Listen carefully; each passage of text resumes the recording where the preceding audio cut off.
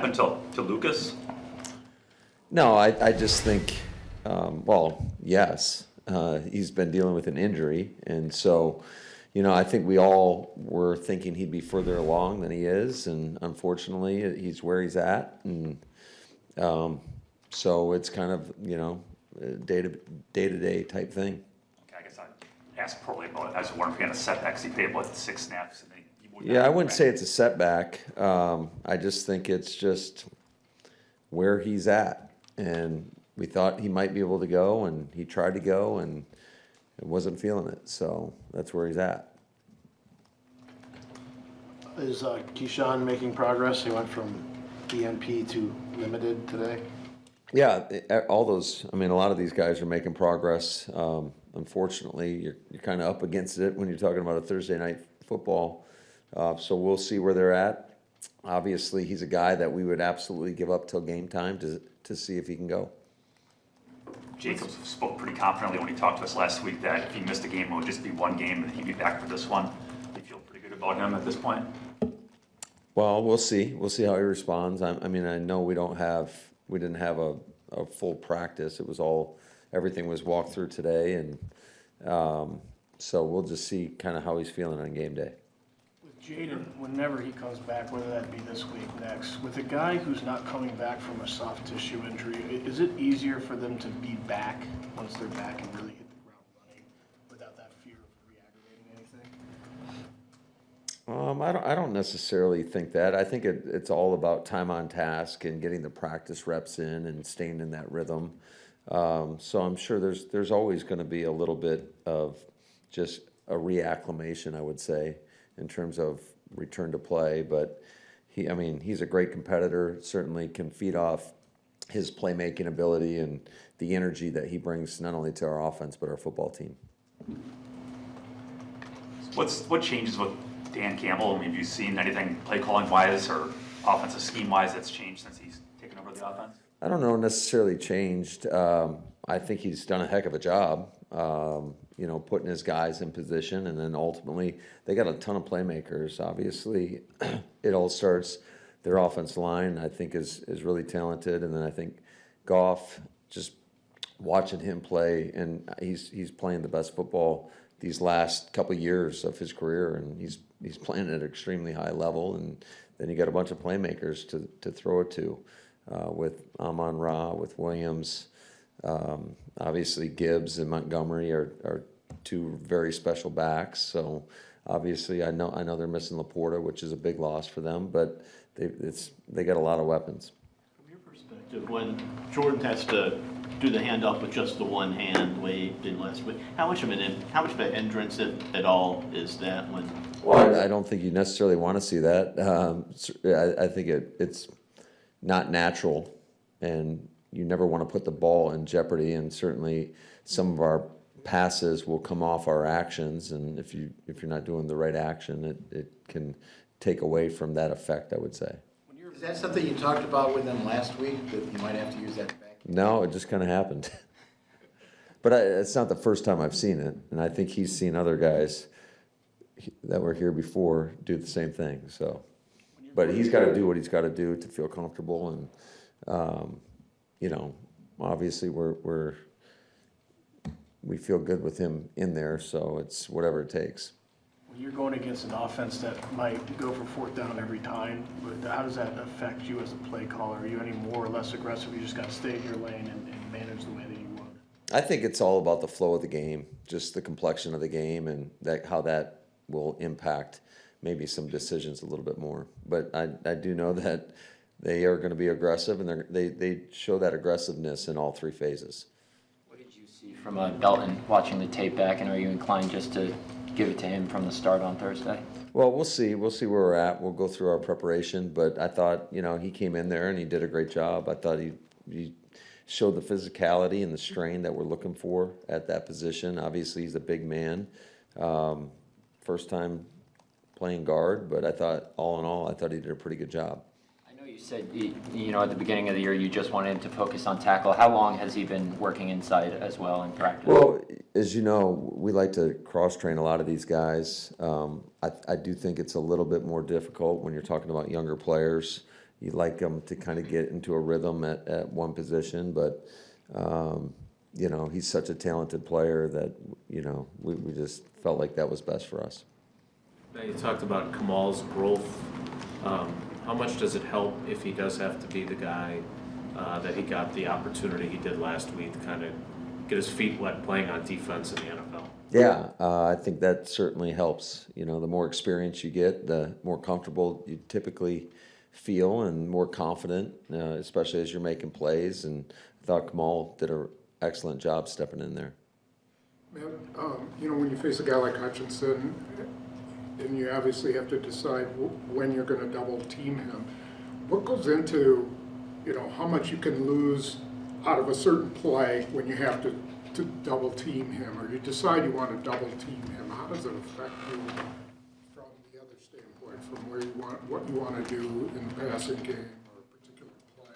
How do you weigh that? Well, typically, if you're going to double somebody, you got one less eligible that, you know, you can get out into the concepts, and depending upon what coverages they're playing, that could be a real problem. If they're playing some spot drop zone and you're only getting 4 out, then, I mean, you got one, and it's less people to cover. So I think every situation is a little bit different, and I think they do a good job of putting him in positions where they make it hard to double him situationally. So I think you just got to pick and choose your spots.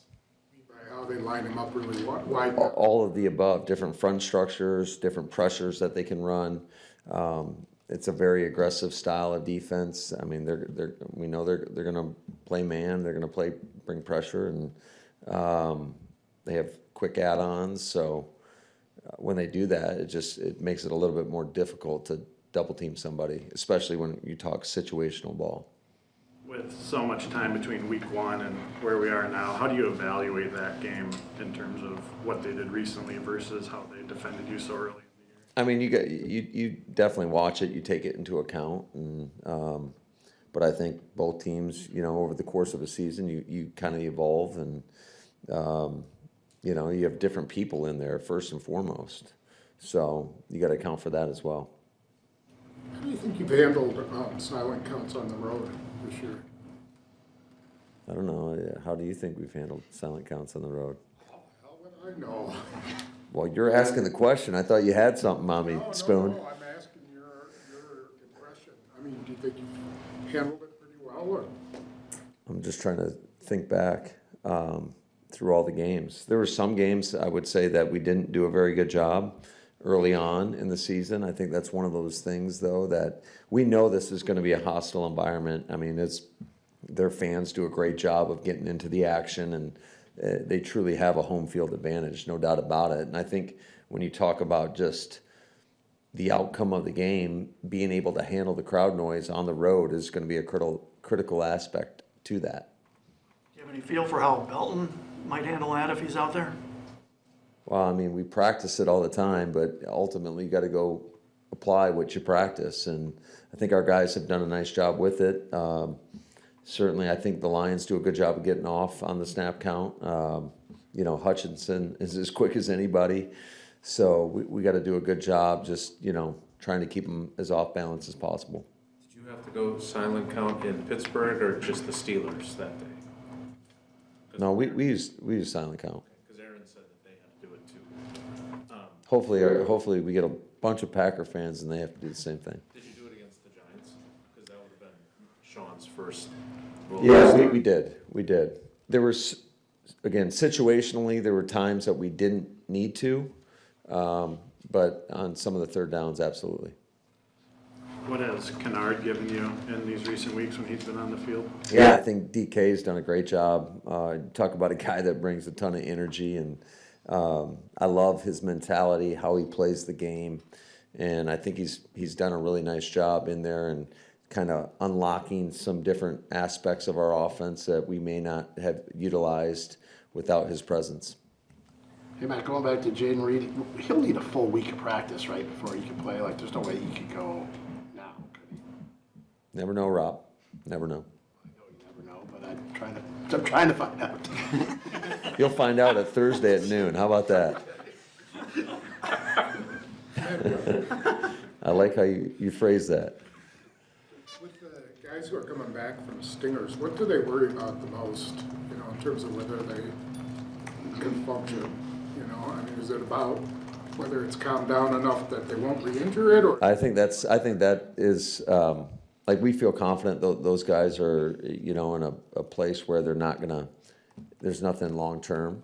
However, to your point, it's just durability concerns, and you always want to make sure your players are safe going out on the field. And so if they don't pass the proper test in regards to strength, then they won't be able to play.